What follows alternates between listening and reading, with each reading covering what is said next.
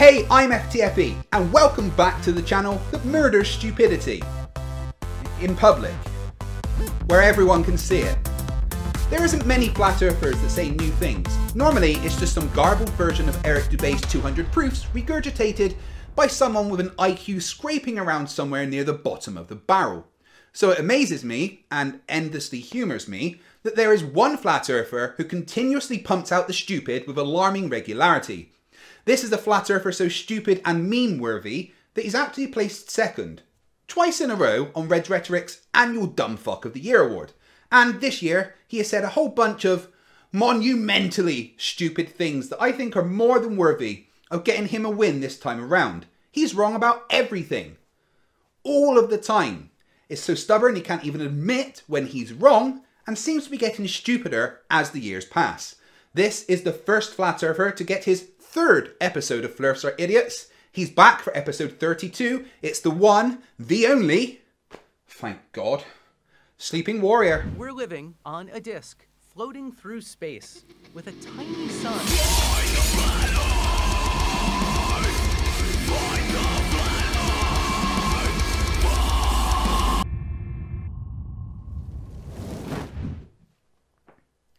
Thank you for joining me once again for a look into the mind of an idiot.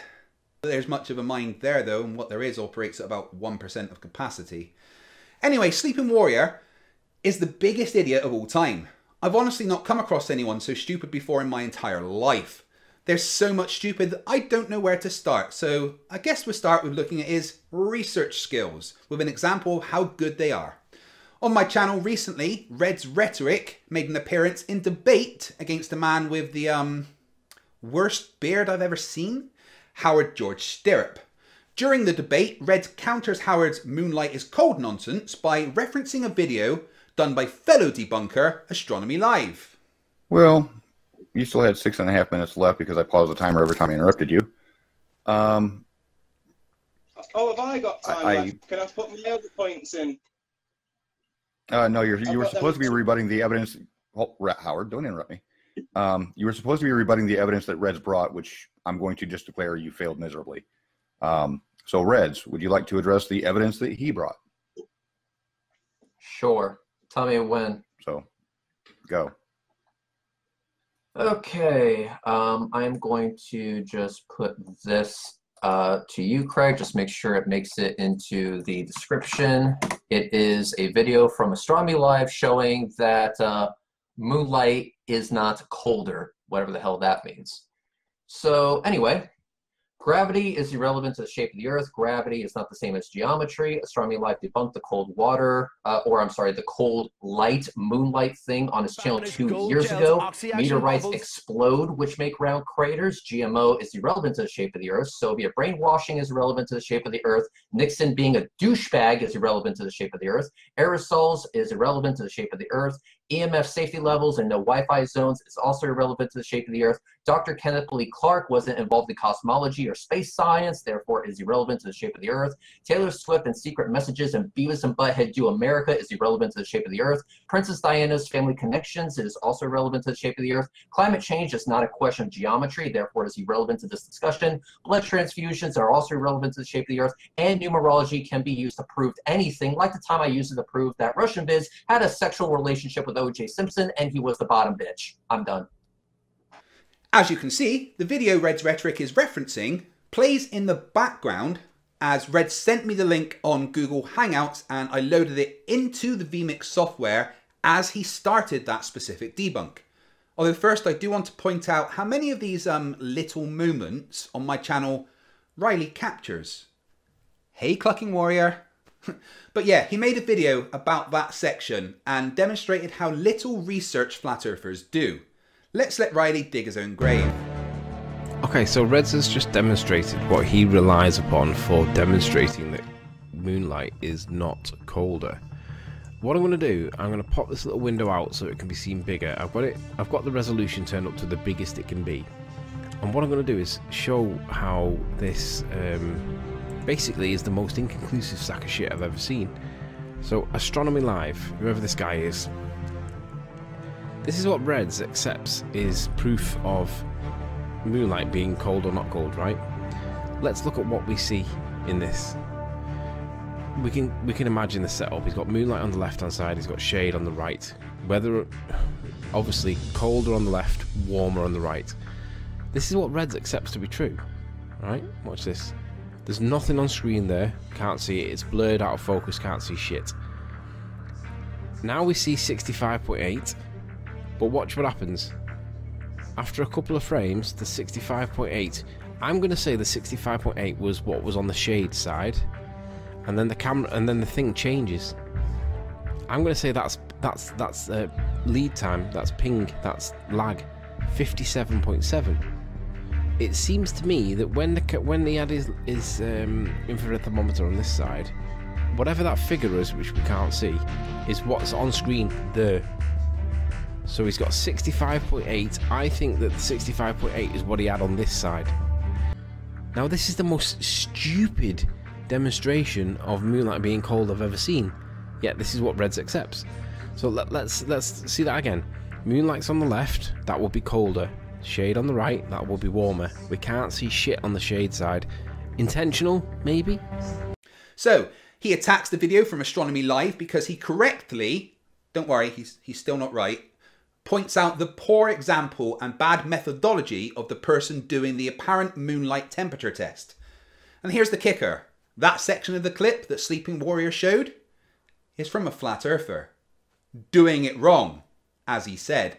Which, if he'd actually watched the video from Astronomy Live, he'd have known and not made a video making himself look stupid.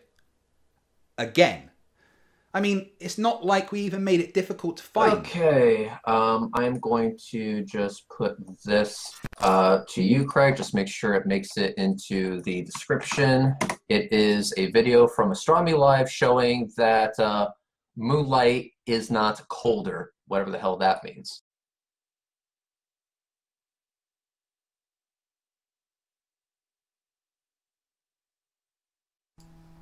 Hi folks, Astronomy Live here. In the video you see playing from Dan Rostov's channel, the claim is made that moonlight makes objects colder. We said the video was going to be in the description, and it was in the description. So it's only Riley that's to blame for not actually doing the research and watching the video that he is talking about. Riley even did a follow-up video saying that Reds and I were being dishonest after his mistake was pointed out to him, instead of admitting that he was wrong, proving he isn't only stupid, but dishonest and stupid. What, is that not stupid enough? Oh, don't worry, there's so much more. Next up, Riley misunderstands gravity, density, and buoyancy, all in one fell swoop. It's Sleeping Warrior's famous density tower.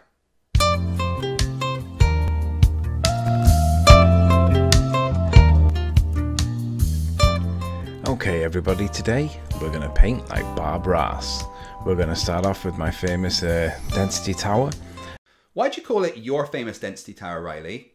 Back to the old flat earth research fail here, because a quick reverse image search finds that that particular density tower was first seen in a video on the website stevespanglerscience.com on the 8th of December 2010, long before your dumbass was on the scene. So no, not yours at all. What you're famous for, Riley, is for being a fucking idiot. And for this illustration, we're going to think that we are the cherry tomato in the middle. So we are the cherry tomato in the middle. Let's remove all the labels so that we don't have any of the labels. Yeah, let's just get rid of all the labels. We don't need to actually know what any of those things are, do we? Just as long as we know that we are the cherry tomato, I guess? And we're going to give these numbers later. So let's add some artifacts. Now that we've got rid of all of the numbers, let's going to add some elements to the picture. We'll start with some ground. This is the ground and the cherry tomato is now on the ground. And we need to give these values some numbers so that we can make sense of these things. Right, so after taking away the actual labels, you're just going to relabel them with arbitrary numbers. And we're going to get rid of the bottom half of the density tower and just replace it with the ground. This is very scientific, Anthony. Keep going. We're all learning something. It's not what you think we're learning, but trust me, we're learning something. Not that difficult. We'll call the ground 1000. We'll give the arbitrary value of the human to be about 70, and we'll give all the other layers some numbers. We'll finish up at the top with 1.5 for the ping pong ball, and then we'll change the ping pong ball into a sun, and then all of a sudden it's beginning to look a lot like our world, don't you think? No, I don't think. I've got so many questions. What's causing the arrangement of densities? Why isn't it arranged the other way round? Are we only 7 times denser than the air at sea level? Are you asserting the sun is lighter than air and it's just floating up there? Does the density just keep going up below 1? No, Lily. I don't think it looks or is in any way representative of reality. At all. So now let's give it some water. We'll give the water the value of 67 because we know that humans can drown in water without the ability to swim. Oh shit, how far are we into the video? Guys, get your facepalm protection ready if you haven't already. This is Riley we're dealing with here. You gave us, humans, the density value of 70, but the water has a density value of 67, when humans are actually less dense than water. It's why we float.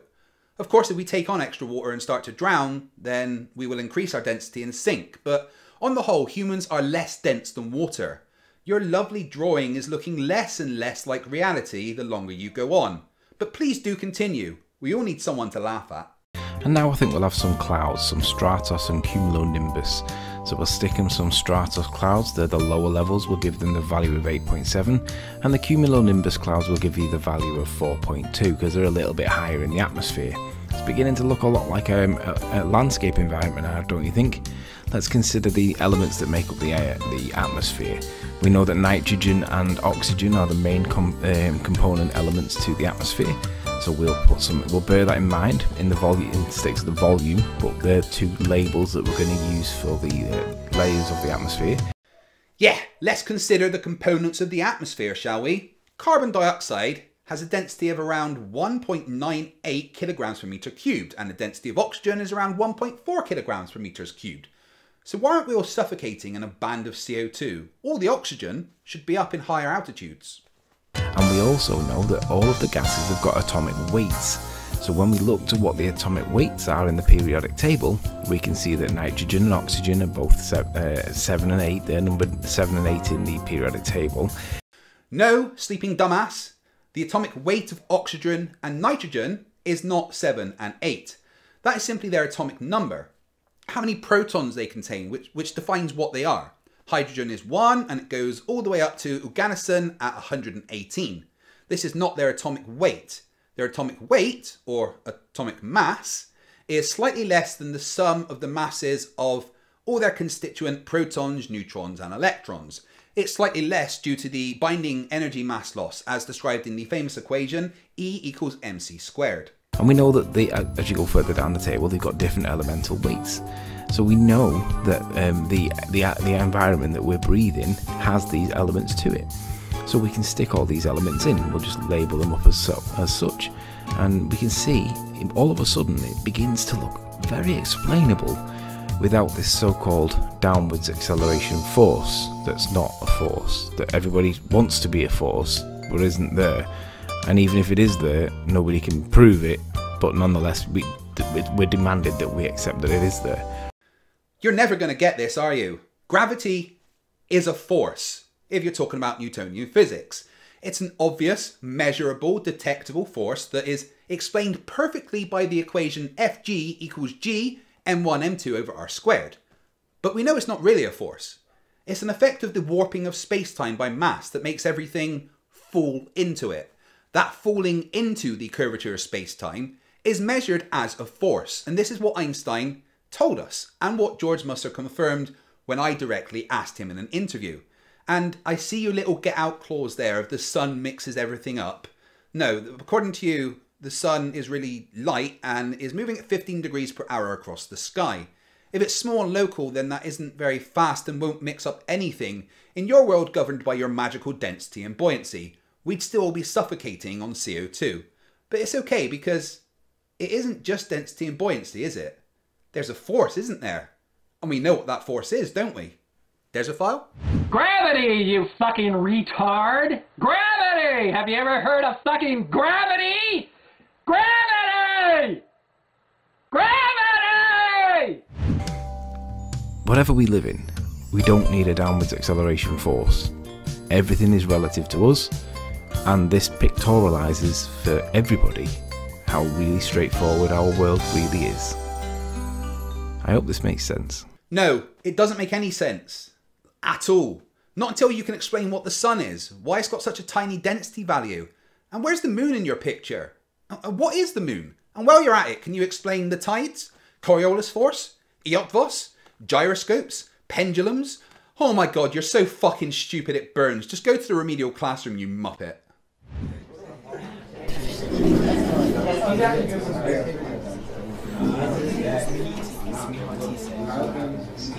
Okay everyone, shut up and sit down. I'm the substitute teacher, Mr. Katz, and I'm here today because your normal teacher can't cope with your stupidity anymore and has had a nervous breakdown. I'm sure this has been covered already, but you still don't understand why buoyancy and density aren't a replacement for gravity. Yeah? What is it, Mr. Riley? You're Mr. Riley. I read your thesis, you know, best laugh I've had all year. Anyway, shut up. Okay, so let's make this simple. Gravity acts as a force which pulls objects downwards. Now, in the case of something that's floating on water, it's not being pulled downwards, it's floating, which means there's a force in the opposite direction. We call that force upthrust or buoyancy. Now, the amount of upthrust or the amount of buoyancy is going to depend on how much water has been displaced by the object in the water. Density doesn't fit into either one of those things because density isn't a force, it doesn't have a direction, it's not a vector. Density is literally just the mass per unit volume of the object. Okay, that's time. Your homework is figuring out how to get dressed on your own and learning to tie your shoelaces. Your normal teacher will be back next week if he has recovered from your stupidity. I'm surprised, though, that with all of you here, that this amount of density in one room hasn't collapsed into a black hole and destroyed the universe. Paul Michel Foucault, the guy we all know for the pendulum effect.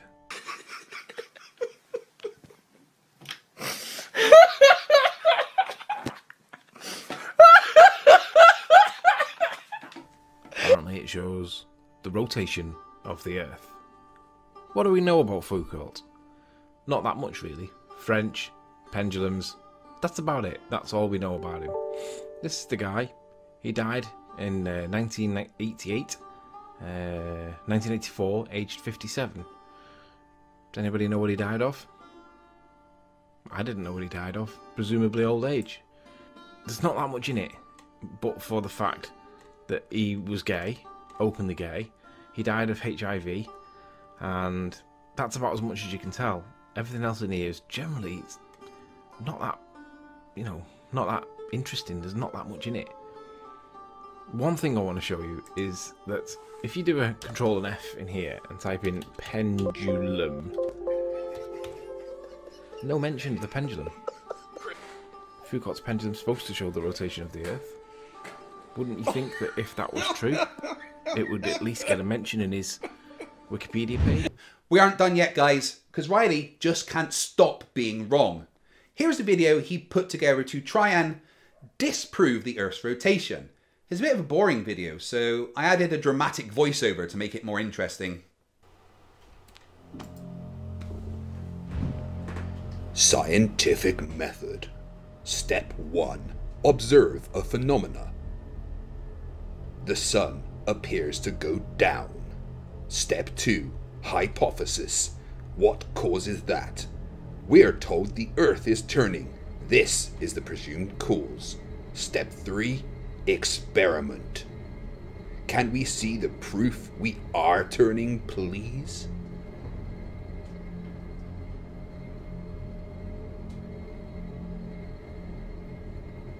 We want the presumed cause.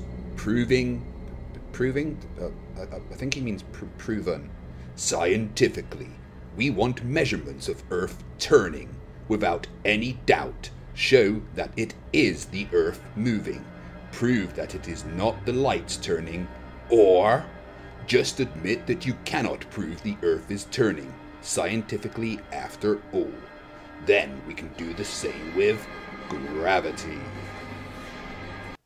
You want an experiment that shows Earth is rotating? I mean, sure. No worries. Bob? If the Earth is spinning at one rotation every 24 hours, that means that every hour it has to turn 15 degrees. And if the gyroscope is mounted anywhere on Earth, it's going to drift. In today's 21st century navigation systems, they're using what's called a ring laser gyroscope. It is extremely precise. If we could simply get one of these ring laser gyroscopes, we would be able to prove once and for all that there is no rotation to the Earth. One of the people in the community actually purchased one for $20,000. But what we found is when we turned on that gyroscope, we found that we were picking up a drift, a 15-degree-per-hour drift. Cheers, Bob. Oh, is that not enough? Well, there's also this experiment from the gentleman physicist that uses a homemade Foucault's pendulum to physically observe the rotation of the Earth and use the resulting angle from the drift of the pendulum to calculate his latitude and distance away from the North Pole. Riley, will you ever get anything right? A solar eclipse will happen every single month. And why? Because it takes 27 days, 27 point something days for the moon to orbit the Earth. So at some point it's going to cross the sun. And it does it every single month. Now, I have no explanation for why it takes every 100 years for America to get one, because the law of probability dictates that it should be every few years, but we're being told it's once every 100 years. So there is a solar eclipse every month. The only problem is we don't see it because it's usually over the water. So you can bet me £1,000 because you have to come up with the reason for why it's not when the moon orbits the Earth once every month, you Burke. I bet you £1,000 solar eclipses happen every single month. The issue is we never see them because they're normally over the Earth, normally over the water. Next up, we have an excellent combination of Riley's stupidity and dishonesty mixed together. Riley was over on Quantum Eraser's channel talking about an apparent letter that Einstein was sent by the University of Bern in Switzerland, rejecting him for a position at the university. Let's listen to him talking about the letter. All right, so this is University of Bern, dated 1907, June 1907. Dear Mr. Albert Einstein, your application for the doctorate has not been successful at this time, and as such you are not eligible for the position of associate professor. Now, this is the most important bit. Whilst you posed an interesting theory in your article published Annalen der Physik, we feel that your conclusion about the nature of light and the fundamental connection between space and time are somewhat radical. Overall, we find your assumption to be more artistic than actual physics. Now, when I first read this back in the day, a couple of years ago, I read it as, oh, we got rejected first time round, and I didn't think any more of it. But the fact that now when I look at this with a bit more down the experience line, I look at it and I think, so they've actually rejected it because it wasn't actual physics. They must be referencing scientific method when they're referencing actual physics, and to reject it on the grounds of artistic, they're actually referencing pseudoscience. So I guess what they're doing here, the way I interpret this, is that they're being polite and professional and saying, you're a pseudoscientist. John, would you agree? Oh, where to begin? So let's start with the fact that this letter is apparently from the University of Bern in Switzerland, where one of its 4 national languages is German. And they're writing to a German person who speaks German, obviously.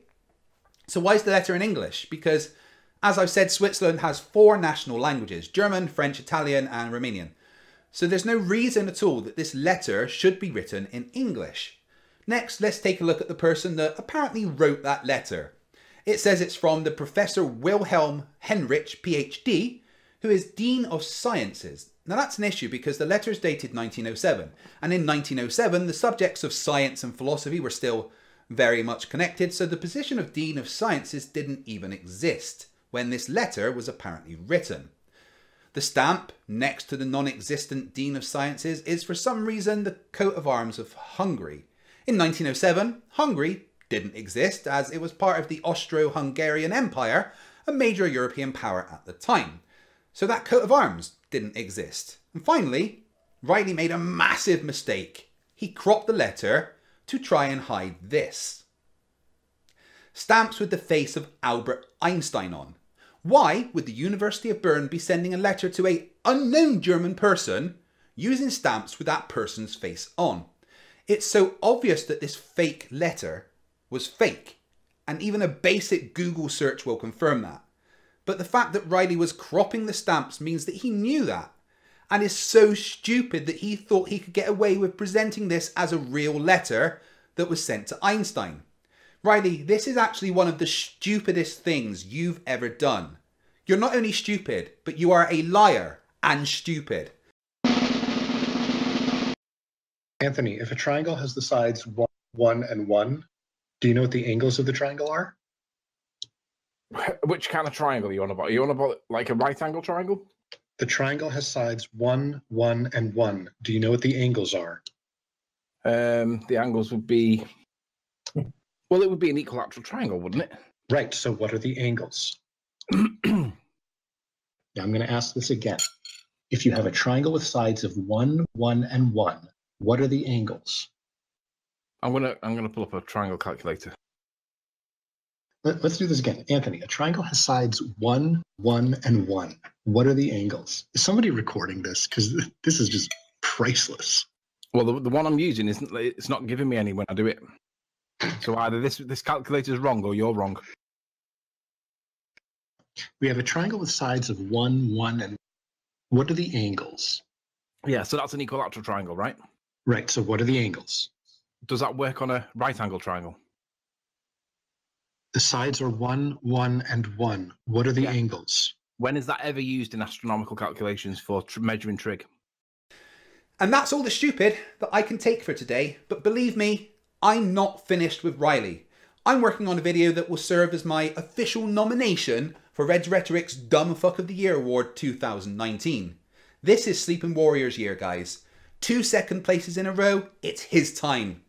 He has some tough competition though in JM Truth, and make sure to check out Team Skeptic's new video to see why he thinks JM Truth should win. But that's it for today. But before I go, I want to say a massive thank you to all my patrons. Your support allows me time to focus on my channel and do what's important, bringing you great content and fighting the flat earth. I want to say an extra massive thank you to my $200 patrons, Christopher Kane and Jeffrey Sloan. If you'd like to join and become part of the FTFE team, go to patreon.com/FTFE. And thank you. Thank you guys for watching. If you've enjoyed this look at the wacky and worryingly stupid world of Anthony Riley, leave a thumbs up, subscribe if you aren't already, and hit the notification bell so you never miss anything from FTFE. If you like the figurine that was in the thumbnail for this video, then you can get your own by emailing the address that I've put in the description of this video. And remember, stupidity is not a right. Fight the flat earth. Fight the flat, fight the flat, fight the flat, fight the flat.